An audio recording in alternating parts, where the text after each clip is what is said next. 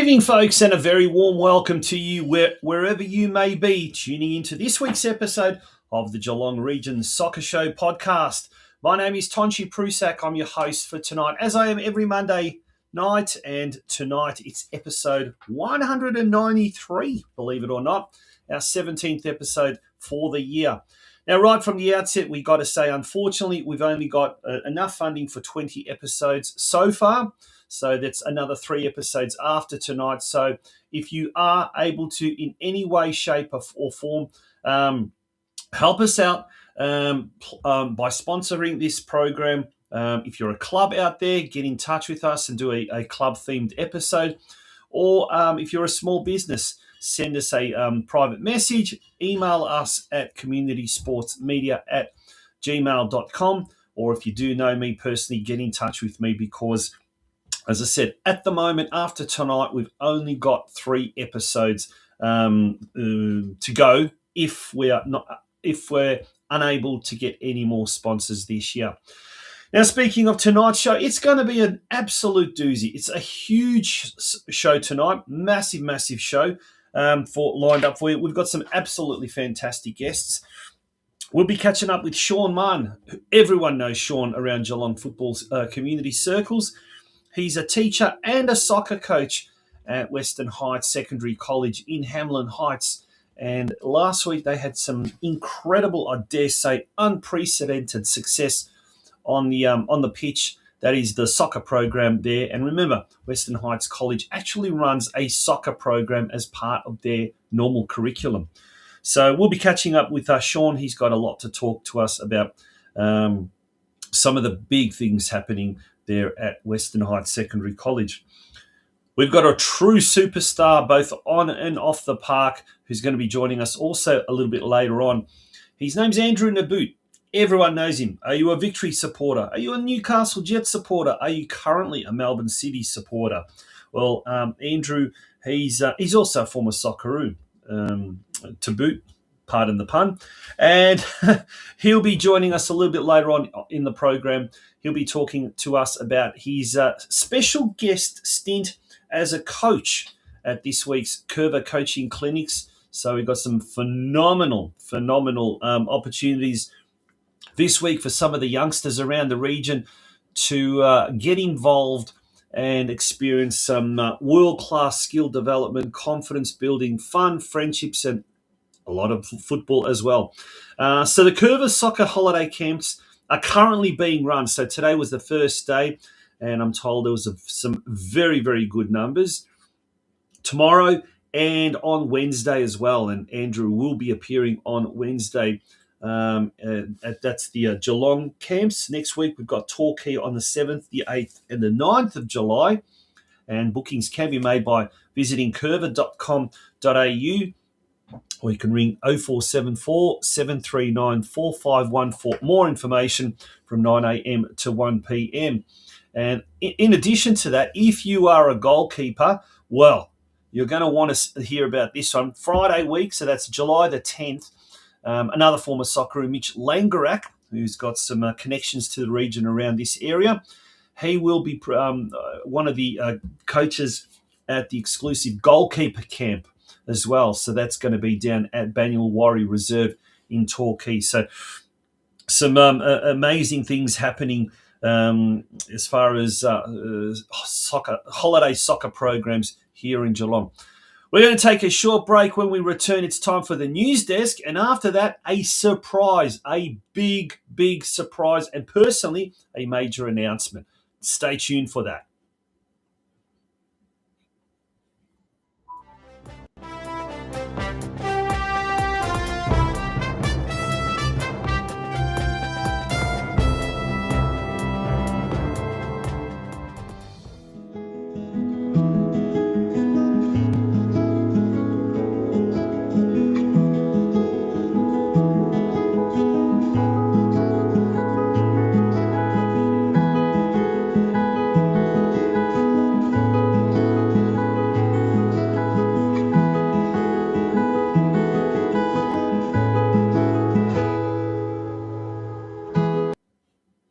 Yes, and we start this week's program or this week's news desk with a shameless plug.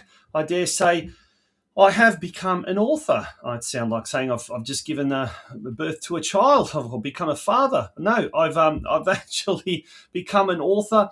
A novel, The Final Whistle, A Footballer's Legacy, has just been released and is available now on Amazon and booksby.com. Dreams don't come true unless you first experienced a nightmare. And the plot of the story is Marco was a gifted young footballer from Melbourne's western suburbs who harboured an extraordinary dream to become a professional footballer in the top leagues of Europe. You're able to purchase this book at amazon.com.au and order it today. You'll probably get it by Thursday. That's how unbelievably quick Amazon is. And you can also go to books.by/Tonchi Prusak as well. That's where you'll be able to get that. The details are all there on your screen now at amazon.com.au or books.by/Tonchi Prusak. If I ask you to go to any one of them in particular, it's the books.by. You don't make much money on these books, let me tell you, but at least with these ones, there's a little bit of a better kicker, if you like, or commission. So that's that. Alrighty, enough of the shameless personal plug, and please, I do implore you, if you can, go out and get the book. Makes for some interesting reading, exciting reading, enjoyable reading, but also it might, particularly if you're a young man, 15 to 24, who doesn't really read. The statistics are out that 10% of young men aged between 15 and 24 regularly read.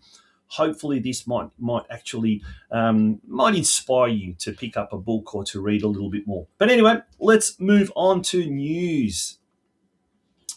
In State League action on the weekend, we'll go straight into the State League because there was no Victorian Premier League women's or Victorian Premier League men's played over the weekend. Geelong defeated Pascoe Vale, and in a thrilling contest, the Lions defeated Pascoe Vale 2-1 at Winslow Park. Patrick Ayol both and Dylan Moore both scoring on the for the Lions last Saturday night. In State League 2, wasn't the best of weekends for our Geelong-based teams. Surf Coast travelled to Mill Park, came back with a point, courtesy of a James Alexander goal. It was 1-1 there. Albion Rovers defeated Corio 3-0, and the Western Eagles defeated Geelong Rangers by the same scoreline. Bell Park in State League 4 travelled to Moonee Ponds United, and the All Whites came back home with all 3 points in tow. Nick Musso scoring a brace, and he has been in fine form. Gabrielle Mage also getting on the scorer sheet there as well. Over the page in State League 5, Deakin Ducks drew with Doreen United. That should be 2-2, not 1-2, 2-2. Sam Wyeth once again getting on the score sheet, and James Jacoby doing extremely well, scoring a goal there as well. Keilor Wolves defeated a rejuvenated Larry United. Larry United, firmly anchored to the bottom, came up against the Keilor Wolves, who were second, or are second, and really took it to the home side, and for a few missed opportunities could possibly have drawn or even defeated the Wolves. 3-2, the Keilor Wolves running out winners. Joshua Bertucci and Oliver Prusak scoring a goal. Yes, that's a familiar surname. Another shameless plug out to my nephew, who scored his first senior goal last week for Larry United. Well done, Ollie. In State League 6 action, well, last week we had Finn Murphy on the show after he scored 4 goals, and the young man has followed it up with a hat-trick this week against the top team, Hume Bulls. 3-1 win for Bowen. Excellent result, incredible result, and what a fine individual performance by Murphy, scoring a hat-trick. I think that takes his tally up to 17 goals for the season. Incredible. And finally, Ocean Grove, they had their game washed out on the weekend, so that is going to be rescheduled to the 8th of August. Let's have a look at the fixtures for this weekend. Saturday, July the 4th. It's round 14 already. Can you believe that? Round 14. In State League 1 action, it's the second last placed Yarraville Glory hosts top team Geelong at McIver Reserve on Saturday evening. So if you're not doing anything, head down the highway and taking this game. Good luck to Geelong in this game. Hopefully they can maintain their top spot. In State 2, all the Geelong teams are at home. Rangers, who've dropped down to second last position, they take on third last place Whittlesea Rangers up at Myers Reserve at 3 p.m. Cryo taking on seventh place Mill Park at Hume Reserve at 3 p.m. And then Surf Coast taking on Top Dog FC Strathmore at Banyul Warri Reserve. That game at 5 p.m. Just across town at the Bell Park Sports Club in Batesford, Bell Park taking on top team West Preston in a top versus second clash. That should be an absolute top clash, top contest. Dare I say, I'm tipping that to be the match of the season, certainly in State League 4. Hopefully a big crowd and hopefully a win for our side, Bell Park. We go over the page to State League 5 action, where Heidelberg Stars taking on our Deakin Ducks, who drop a couple of spots after the draw on the weekend. Important game for the Ducks at Cartledge Reserve. They're kicking off at 3 p.m. And Lara United taking on Darebin United. Now that should be Lara Recreation Reserve at 3 p.m, not Green Gully Reserve. Apologies. The Gremlins once again getting there. And look at this for a State League 6 showdown. The match of the season in State League 6. Ocean Grove in 6th position, hosting 4th placed Barwon. And that game at Shell Road Reserve kicking off at 3 p.m. Now, there was a game in the Victorian Women's State League competition. In State League 1, Uni Hill Eagles defeated North Geelong Warriors 3-0. And this Sunday in round 9 action, Sydenham Park, which is currently on the bottom, they are yet to record a win. They host North Geelong, currently in 8th spot. Hasn't been a good year for the Warriors. Hopefully this can be their 3rd win of the season. A much-needed win at that. Now, there were no games played in Victorian Premier League or Victorian Premier League Women's, so let's recap what happened last week. Manningham United lost to the Warriors 2-3. Cassian Angel, Patrick Wall and Angus Chapman all getting on the score sheet. Now this weekend, North Geelong Warriors taking on Port Melbourne, bottom side Port Melbourne. Might be an easy game on paper, but it is nothing of the sorts, and certainly Stuart Begg will be sure that his players do not underestimate the opponents here. The Warriors currently in 6th position. Game in hand, they're on 27 points, but the Port Melbourne have had a dreadful season and they've only managed to accumulate 9 points over 18 games and sees them in 14th position. Galaxy have been doing extremely well in recent weeks. They defeated Melbourne Uni 4-0 last weekend, and this week after a weekend off. This weekend, or last weekend, just happened. They've got a very important game against Eltham Redbacks, top team Eltham Redbacks. This game on Saturday at 3 p.m. And should Galaxy return with the 3 points, well, they will jump over Eltham Redbacks, and depending on the other results, they could end up in top spot. What an achievement that would be. Men's Division 1 locally, round 5 results. Let's whip through these. Bell Park defeated Armstrong United 3-0. Deakin Ducks defeated FC Leopold 5-0. High scoring draw between Geelong Rangers and Surf Coast up at Myers Reserve 3-3. And last but not least, Golden Plains defeated Barwon 4-0 at Grovedale Reserve. Now, this weekend is a catch-up round. There are 2 games to be played on Friday night. FC Leopold taking on Surf Coast. And on Sunday, Armstrong United and Barwon Soccer Club do battle out at Armstrong United. In the women's competition, there were some big scores here. Bell Park defeated Ocean Grove 5-3 in a 8-goal thriller. Surf Coast defeated Armstrong United 5-1 up in Torquay. Lara United hammered Geelong Rangers 15-0. And in a really closely fought contest, Deacon Ducks defeated Bowen 3-2 at Warm Ponds. Now, no games this week, and obviously, as we said, catch-up round. Instead, we've got 4 games to be played the following weekend on Saturday, the 11th of July. Bowen at home to Bell Park, Rangers at home to Armstrong United, Ducks taking on the Coasters, and Ocean Grove at home to Lara United. Football Victoria Geelong earlier today put up a post saying, have you caught World Cup fever? And there are still chances to play if you're considering playing or if you'd like to play and you haven't. It applies to juniors in this particular instance. Armstrong United Football Club, they're still looking for players in the under-13 girls. Ballerine Sharks are looking for players, 1 more player in under-7s, 1 more in the under-9s, and 2 in the under-11s for the girls. In the boys, 2 under-8 players, 3 under-9s, and 1 under-15. Corio Bay Cobras are looking for 2 girls in the under-13 team and 3 senior women's players as well. And North Geelong Warriors, they're looking for 3 more under-15 boys as well. That's for the community, not for the junior NPL.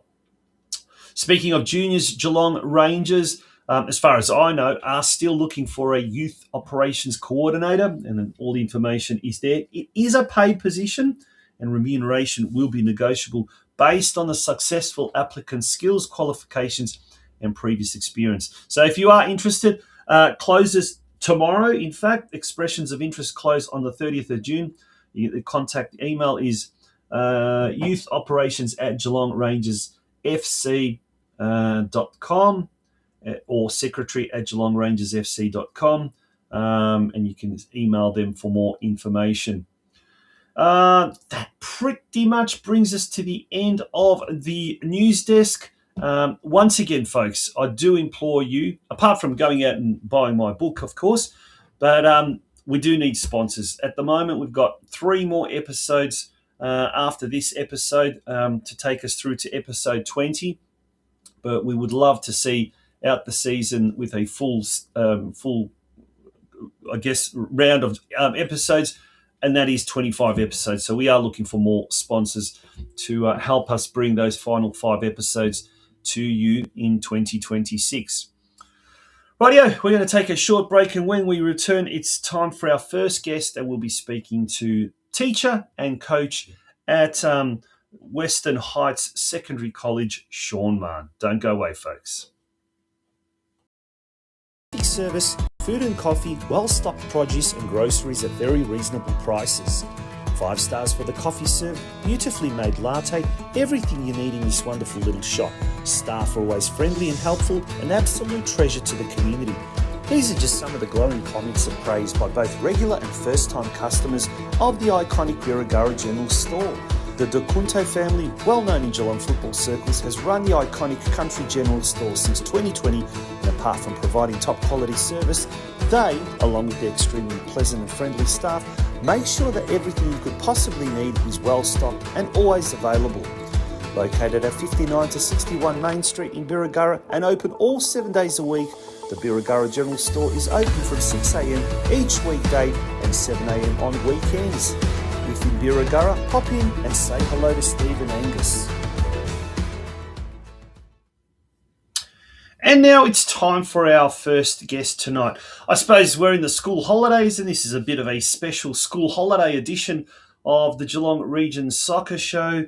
And to talk about something very school related, our next guest has been part of the soccer program at Western Heights Secondary College since its inception 4 years ago.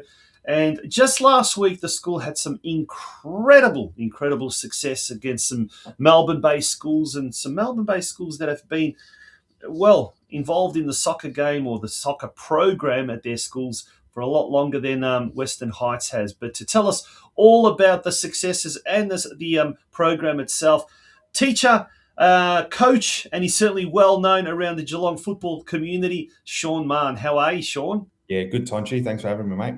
Thank you. It's school holidays, so I guess technically you're on holidays yourself. But I guess there's never when football's involved, particularly over the winter, there's never a break, is there? No, mate, there isn't.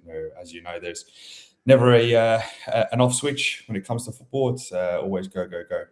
Oh, goodness me, especially now amidst the World Cup, that's for sure. We can't possibly have any break, that's for sure. But let's talk about something a little bit more local, and we'll talk about first of all. Let's talk about the soccer program itself at Western Heights College. Now, last week, mate, you had a huge success, didn't you? Yeah, we did. We had a lot of games, a lot of tournaments, sort of over this term, which has been great for our kids. So we played in on Monday, and a big week for the kids as well. Let me say that Yeah, first. let's start with Monday. Let's Yeah, let's start chronologically, I yeah, guess.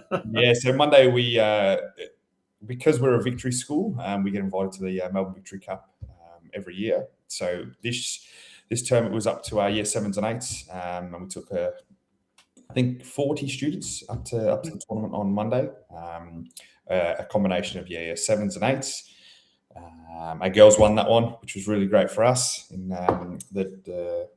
and year 8 team, I would say. And then the boys, we had 2 teams in the boys, and sorry, 2 teams in the girls, 2 teams in the boys. And it's quite funny. Our boys played off in the quarterfinals against each other. Oh, wow. Oh, So gosh. it was a bit of fun there. Joey and I didn't know who to coach or what to do, so we kind of just stood back and let them play.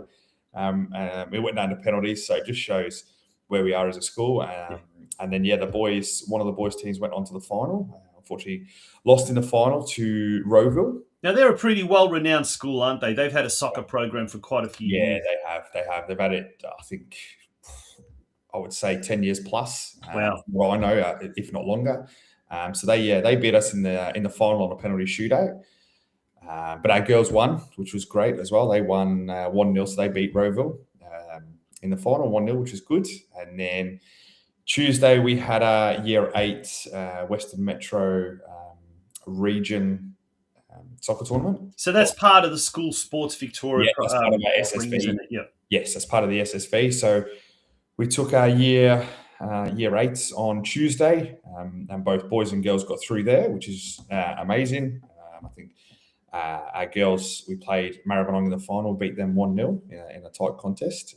And the boys. Now sorry to cut you off. Now that's another school that's really highly renowned, isn't it? Maribyrnong College. They've offered the soccer program, and it's quite prestigious, isn't it? As in terms of quality. So not only to be very competitive against schools like Rowville, like Maribyrnong. I know Keel or Downs College is another one that has been now for almost 15 years. Yep. But to be actually doing so well, has that surprised you? How much in 4 years the soccer program here at Western Heights College has taken off and improved? I wouldn't say it surprises me. We run a really top program at Western Heights there in the soccer through Joey. Joey Dillitzer there. He runs a program, or we run a program that's high level, and we bring in coaches that are also high level, just to give back to the kids, and ultimately they take on everything that we say and they put it into practice when we come to these tournaments. Yeah, now we'll talk a little bit more about the program because it's quite an interesting one. I know we've had Joey on the program before. You've been on the program before, touching on it as well. Yep. But let's talk about these tournaments that were held last week, and back to the School Sports Western Metro tournament. Yep. So we've got a couple of teams have done really well, and tell us a bit more about that. Yeah. Yeah, so it happens in stages. So we play in the Geelong region first, or the Bellarine Barwon division. You win that, you go into the next stage, which is the Western Metro region. Yep. And then teams that win that head into the state finals. So, Tuesday we had both year 8 boys and girls go through to the finals. And then Wednesday, I took our girls and we got through to the final as well. And the boys narrowly lost in the group stage, but on goal difference. So they were, I believe, 2 goals short of making the final. Wow. So they didn't actually lose a game that day. They just didn't quite score enough goals, which, we'll take that one on the chin and we'll move on. But yeah, the state finals will be in early September, sorry. So we've got a bit of time for those. A few more tournaments in between there as well. Now, it must also be said that Western Heights isn't the only school that's doing well here in Geelong. I know St Joseph's College in the private school sector also did very well. I'm not sure if it was their year 9s or year 10s did extraordinarily well. Recently, their senior team took it out last year. So there's a lot of quality kids through the school system happening here. And now this culminated in both the girls and the boys teams getting to the final of the very, very prestigious Bill Turner Cup, which has been running for a long, long time, and originally I think started in New South Wales, mate. Now, tell us about the Bill Turner Cup and Western Heights' success there. Yeah, so Bill Turner Cup is a cup that's sort of run across I would say more the east coast of Australia, Mm-hmm. from Queensland, New South Wales, and ourselves in Victoria, where I think this year there was over 1,000 schools involved. And that's more than the Australia Cup, goodness me. Yeah. So, and then you just sort of, you go into a bit of it's pretty much playoffs. So if you lose a game, you're out sort of thing. And then you just work your way through. So we're lucky enough to play in both Victorian finals for the boys and girls this year. Our boys had a great result on Thursday against Maribyrnong College, where we won 6-0, which was amazing for us. And then on Friday, our girls narrowly lost in extra time, or golden goal as they call it, on Friday to Maribyrnong College away. So it's a massive tournament. The boys will now head to Albury to play against the winners of Country New South Wales. Country New South Wales and Country Victoria will go to Albury, play in the round of 16, if you like, we want to call it. And then if we win that, we sort of go through back to Albury again to play in the quarterfinals. Wow. Goodness me. It's going to be a big second half of the year, that's for sure. And it must be, I mean, for the kids themselves, it must be such a thrill.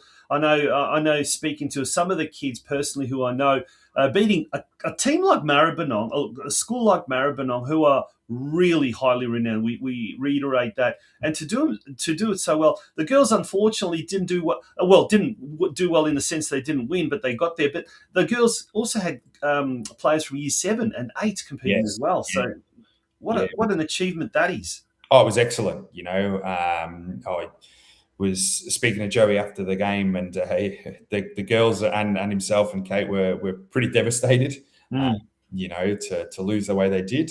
But look, it's all part of the game, part of the learning. They'll grow from this as players, and we'll just go to the next. Hopefully, play again next year and go again.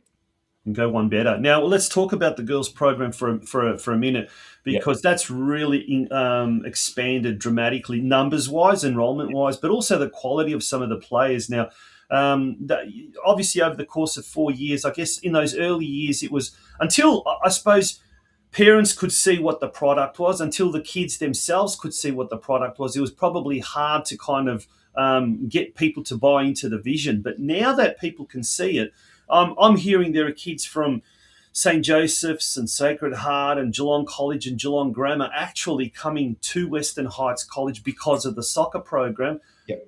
But just speaking exclusively about the girls program, you must be thrilled with the way that's been developing as well over the years. Yeah, girls have been excellent. If we're just talking about the girls alone, they've played in so many tournaments, had so many wins, as well as losses. We take those losses very, very seriously, and we use them as learning. We had, I can't remember now. I think we had altogether, including boys and girls this year, 15 players go to the Nationals. Wow. Mix, I think it was 7 boys and 8 girls, or vice versa. And some really standout players in there that went, just to name a few, like Michaela Witt, Evie Stosic, Isabel Petsis, those girls there, and a whole bunch of others that went as well to the tournament and were excellent. And they did really well, performed really well at Nationals, which then, probably helps us a little bit as well, because when we play in our tournaments, we know that they're already at a good level. Yeah. We just sort of tinker with a few things here and there and help them out and just try and make them a little bit better each day. Yeah. Now you mentioned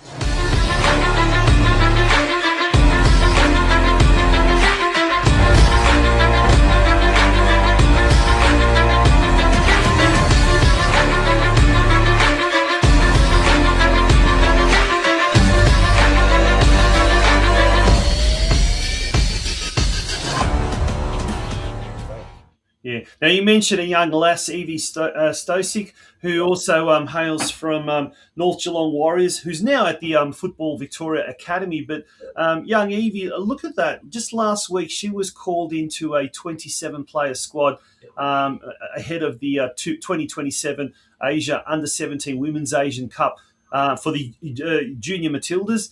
What an achievement that is! I mean, obviously, it's not yet done and dusted, but look, when you're called into that 27-player squad, chances are you're going to end up there. And Evie's only, I think, 14, 15 or something like that at the moment. 14, yeah. Yeah, incredible. That is another recognition. Yeah, that's another extraordinary recognition, both for the school and for the club, and you're part of that club, North Geelong Warriors, but also for the region as well.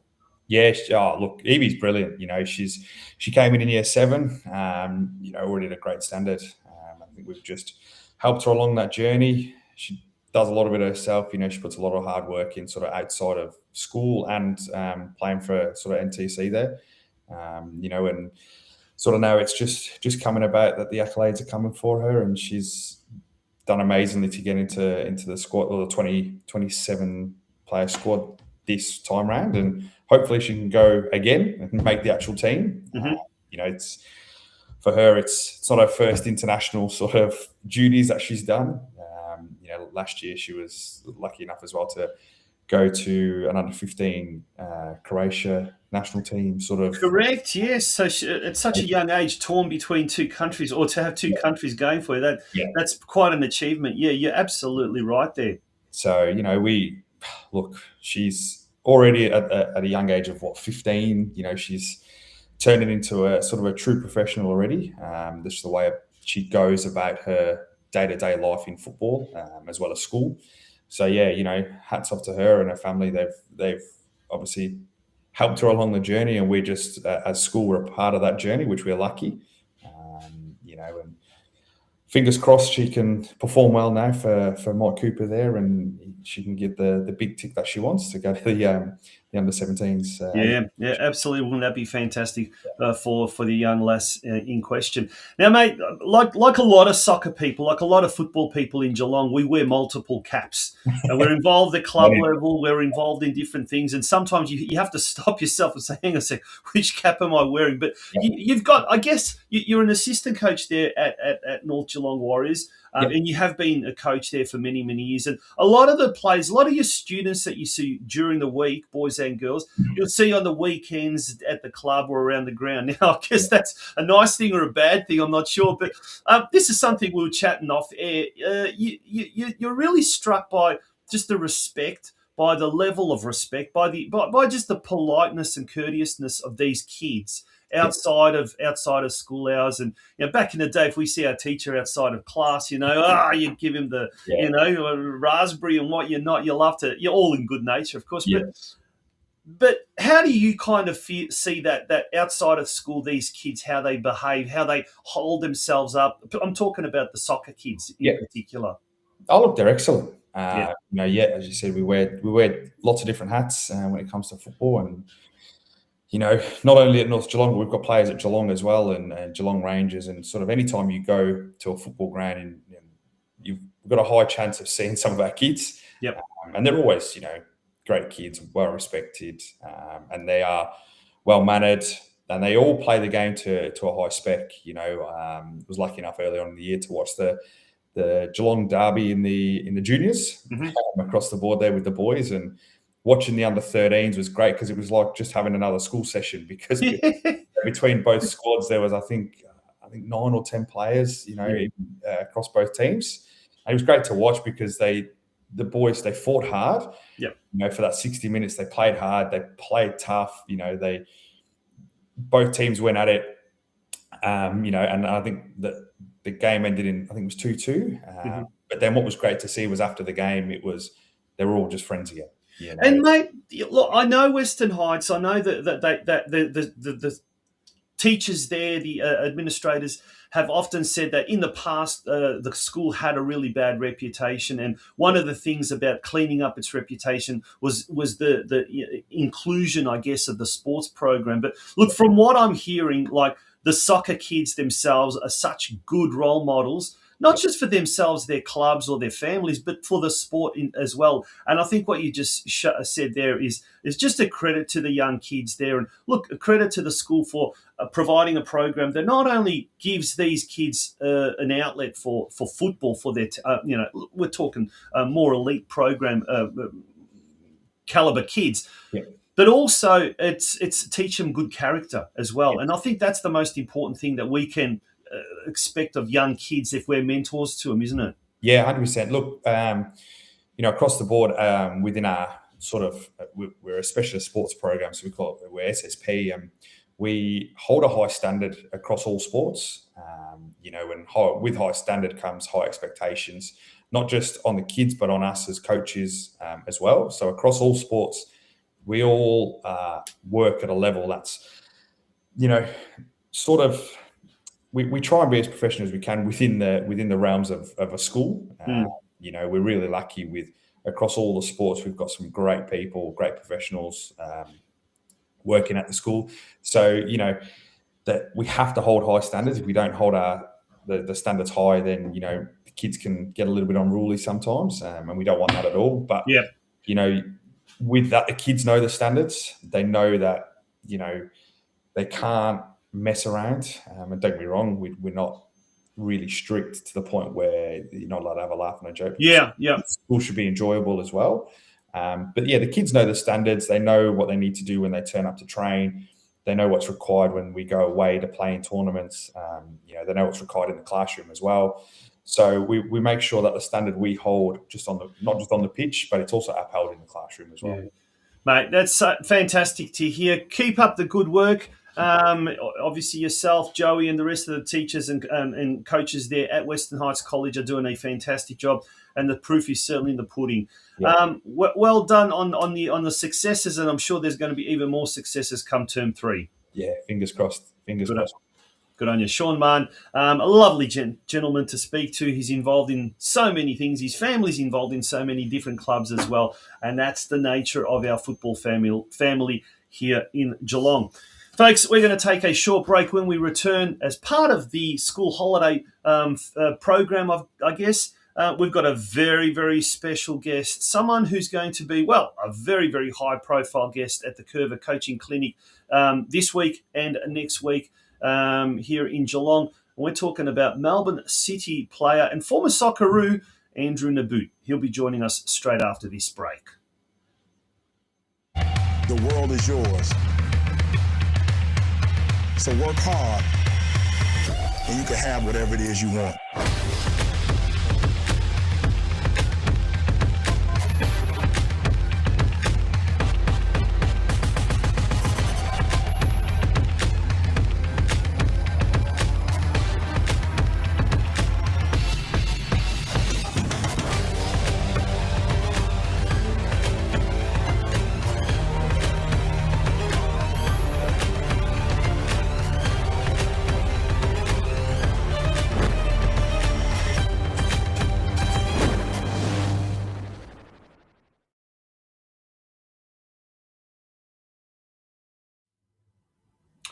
And welcome back to the Geelong Region Soccer Show podcast, this very special school holiday edition.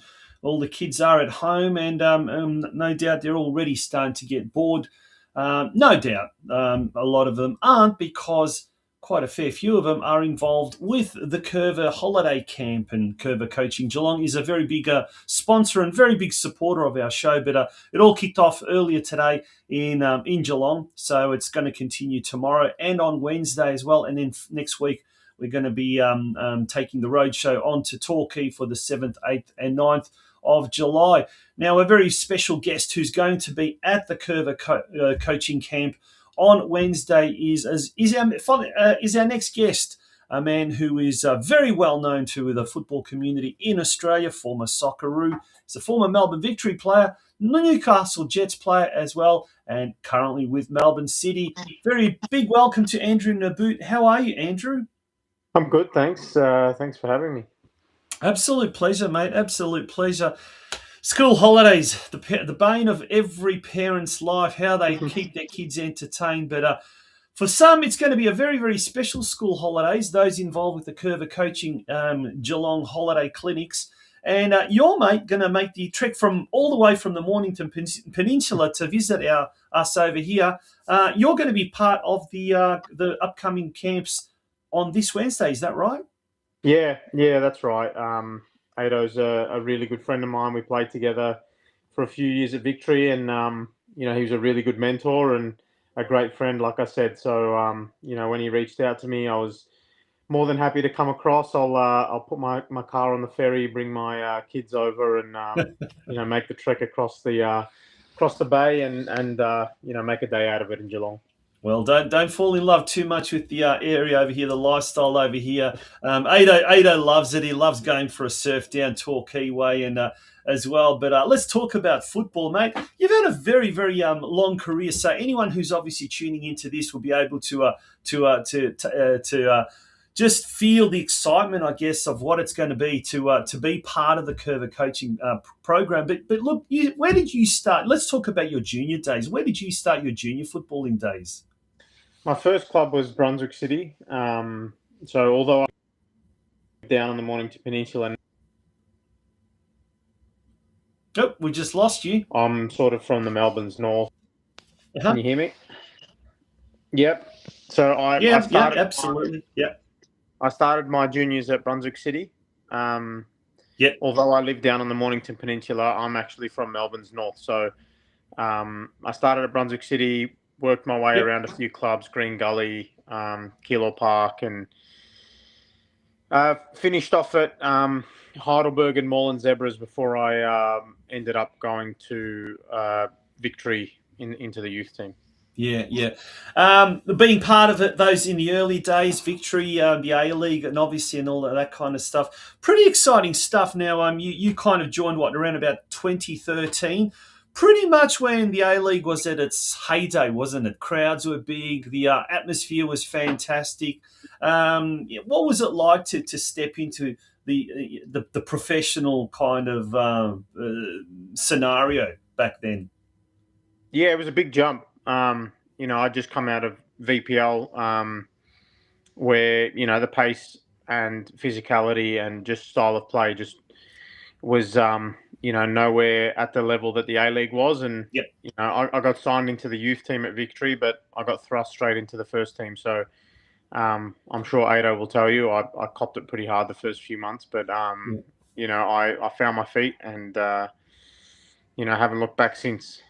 No, you certainly have found your feet. 40 games of Victory, further 46 games at Newcastle Jets, and then you came back to Victory in 2019 for another 22 games, and since then you played well over 100 games at Melbourne City. But you've also had a couple of stints overseas, haven't you?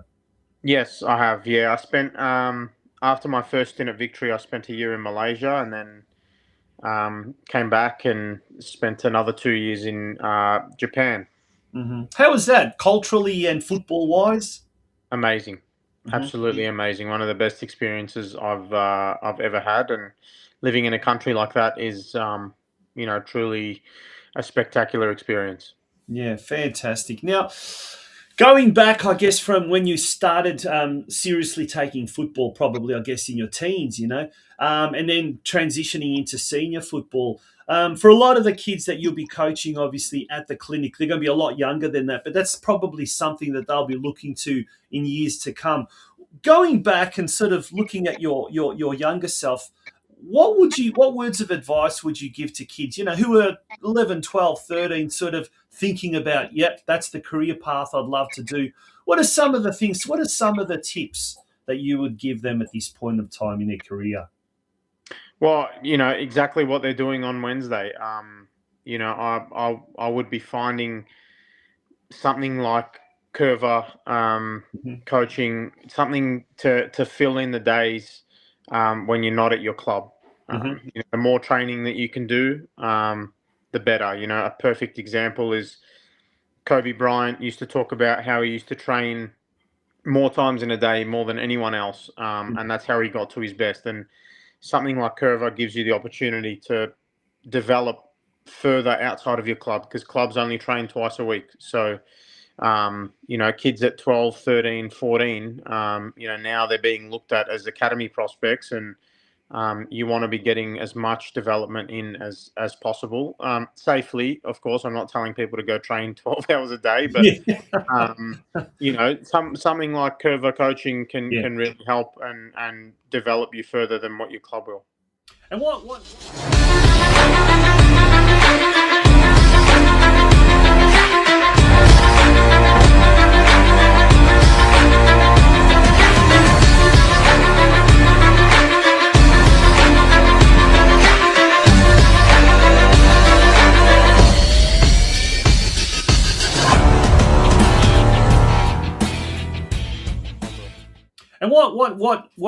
drew you to Curver? What was that about Curver that really resonated with you, that you were happy to take a guest coaching stint there? Well, like I said, Ado's a really good friend of mine, and I've seen how well he coaches the kids there, and the proof's in the numbers. Every camp that he's had, he gets really good numbers, really good engagement from the kids, and he keeps it really fun and light for the kids. But he's a great developer of skills, and like I said, the proof's in the pudding. He's packed out every holiday camp, so I didn't really have to look any further than that. Yeah, no, we had him on the show a few weeks back, and during the Victorian Junior Country Championships that were held here in Geelong, and it was a staggering figure that he said, something like 66 kids that have gone through the Curver program were represented at that junior championships that were playing in various rep teams. And this year, unlike any other year, the success has been incredible. I think there was 6 teams out in Geelong that won the competition. 13, all 13 teams qualified for the semis. So it really does tell you, as you said, the proof is in the pudding. That's for sure. Andrew, let's talk about the A-League at the moment. You're in the A-League. Like I said, you were there when it was the things were going gangbusters, massive crowds.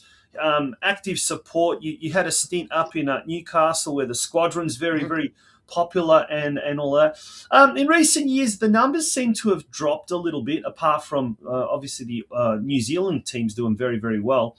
How do you see what needs to be done at the moment in the A-League for things to go, maybe return to the good old glory days?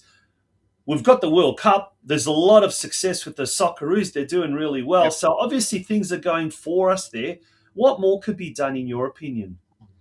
Well, I think the league itself needs to make a conscious effort to really engage in the active support. The active support are more often than not what make atmospheres and games so enjoyable. The quality of football's there. We've seen it in recent years where teams are playing unbelievably in the A-League. There's so many goals scored and the entertainment's really high. But without that atmosphere,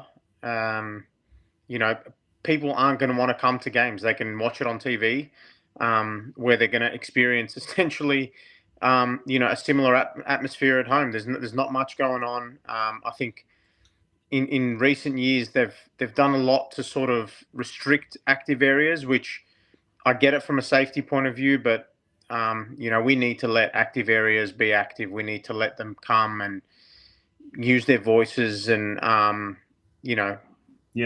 I don't want it to be a lazy reason why active support is restricted. Because we don't want to hire extra security, or we don't want to hire extra police, or we don't want to. I want the reason.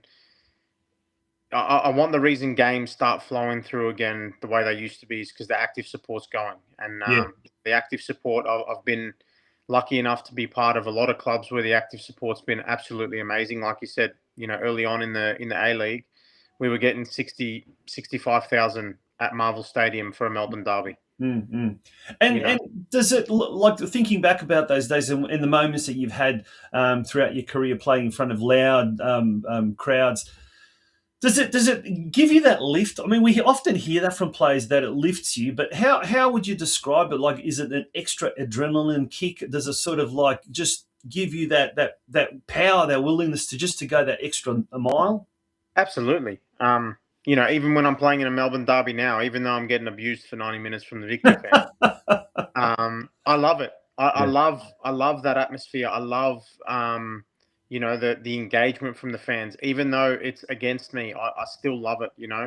I said it early on in the year when we played Adelaide United away. If every club in the league had Adelaide United's support, especially at home games, Yep. we'd be far better off as a league. And they do a brilliant job down at Cooper Stadium to fill out the stadium every week, to really get behind their team. And I just think, especially with the World Cup now, and given everything you see in Melbourne and how many supporters are getting around it, I've said it in a lot of interviews that I've done in the previous week or two, that I wish it wouldn't be every 4 years. I wish everyone would get behind the A-League Yeah. just as much as they get behind the Socceroos. And I understand in this country that, AFL is a big sport and NRL is a big sport, but it doesn't have to be us against them. We do a terrible job in this country of making it us against them. It's not us against them. We can coexist. We play at different times of the year. And a perfect example of that is in America. They have NFL, baseball, Yep. basketball, all the sports that you could, MLS, and everyone supports it because they love sport. But in this country, we've made it us against them, and that's never going to help anyone. Yeah, no, you're well said. Absolutely fantastic. Well said. Preseason training starts very shortly, so you'll be back into it, won't you? You won't have much time for anything else after that. No, I've had a good break. I've had a decent break, a good refresher. I took the family overseas, and now I'm back training. Getting ready for hopefully another A-League season. Preseason's the longest preseason in world football history in Australia. So we've got the hard work for long enough here. It is. It's a massively long pre-season. But in the meantime, there are the details of the Curva holiday camps. I'm sure if you give Adrian Leia a buzz there's a number there, 0474 739 451, curva.com.au, or admin Geelong at curva.com.au. That's happening, the holiday camps. And then before you know it, term 3 will start, the Performance Academy, all of the other usual stuff there as well. But go on to curva.com.au. You'll find all the details there. As far as the holiday camps, Geelong was held today, on tomorrow, and then Wednesday when Andrew will be there, and then next week it's in Torquay. Another special guest, another former Socceroo who's going to be a part of this will be Mitch Langerak, who has got family down on the Bellarine Peninsula. And this is going to be on the Friday, July the 10th. So that's next week down at Torquay. So he's going to have a very, very special clinic for all of the soccer, all the goalkeepers there as well. So, gosh, we are lucky. We are blessed down here in Geelong. Well, I should say the kids down here are blessed to have two fantastic former Socceroos joining us. 3. We've got to throw Ado in the pack as well. We can't forget him. Andrew, thank you so much for joining us. We look forward to seeing you in action down here in Geelong on Wednesday, and all the best for the upcoming A-League season. Thank you so much. Thanks for having me. Good on you. Andrew Naboot, former Melbourne Victory, Newcastle Jets, and current Melbourne City player, and he's an electrifying player to watch. We certainly hope he has a great season coming up this year. We're going to take a short break, folks, and when we return, we'll continue with tonight's episode of the Geelong Region Soccer Show, that very special school holiday edition.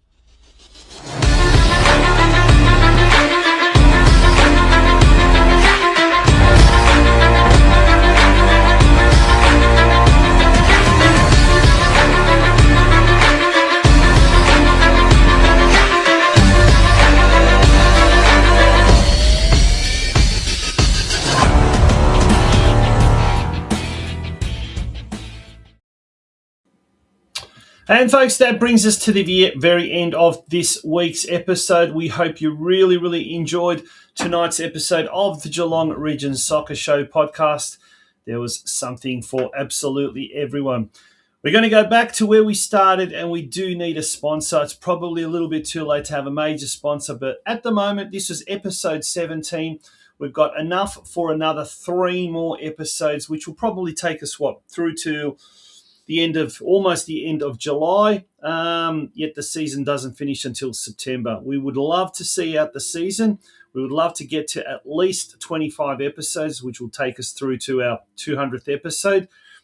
And as a result, we are seeking advertising sponsors for as little as $100 an episode. for a minimum of 5 episodes. That's just $500. So there's one more day left of the financial year.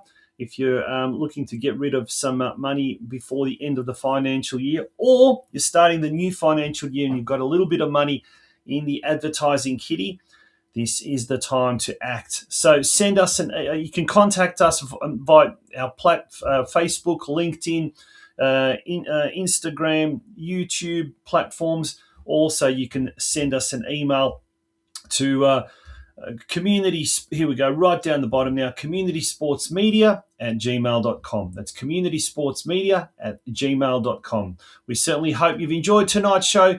We look forward to having your company again next Monday night. Go Socceroos, we forgot to mention that. Yep, this Saturday morning at 4 o'clock, it's going to be a massive, massive game against Egypt. Go Socceroos. Good night. Thank you for joining us. Bye-bye.